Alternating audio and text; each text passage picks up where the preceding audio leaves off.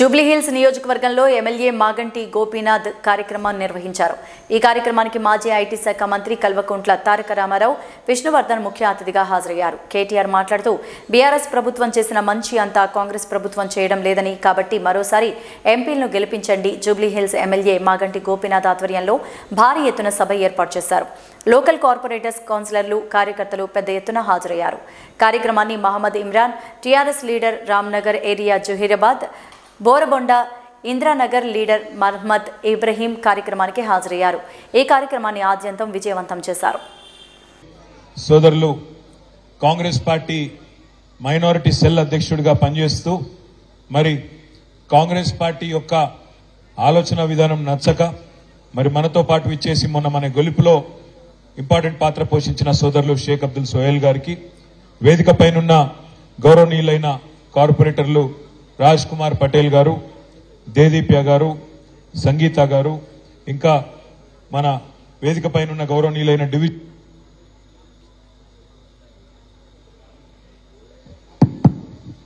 గౌరవనీయులైన బాలప్రతాప్ గారు, డివిజన్ అధ్యక్షులందరికీ పేరు పేరున, వేదిక పైనున్న ముఖ్య నాయకులందరికీ, వేదిక ముందున్న మా ఆడబిడ్డలకు, అన్నాదమ్ములకు, ముఖ్యంగా మీడియా మిత్రులకు పేరు పేరున అందరికీ హృదయపూర్వకంగా నమస్కారం, హృదయపూర్వకంగా ధన్యవాదాలు.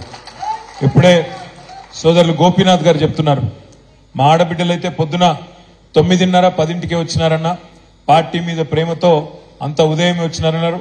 మీకు ప్రత్యేకంగా నా హృదయపూర్వకమైన నమస్కారాలు కూడా మా ఆడబిడ్డలందరికీ తెలియజేస్తా ఉన్నా.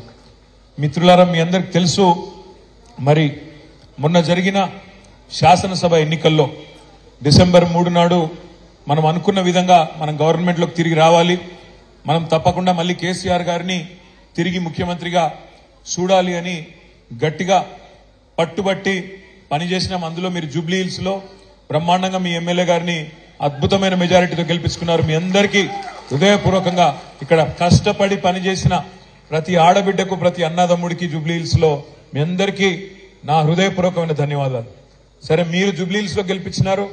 మొత్తం గ్రేటర్ హైదరాబాద్ పరిధిలో ప్రతి ఒక్క సోదరుడు, సోదరి కూడా కేసీఆర్ గారి నాయకత్వం అయితేనే ఈ రాష్ట్రం బాగుంటది అని చెప్పి జీహెచ్ఎంసీలో క్లీన్ స్వీప్, మొత్తం ఒక్క సీటు కూడా వేరే వాళ్ళకి పోకుండా క్లీన్ స్వీప్ చేసి కాంగ్రెస్ ను, బీజేపీని అడ్రస్ లేకుండా గ్రేటర్ హైదరాబాద్ కాడికి చేయగలిగినాం.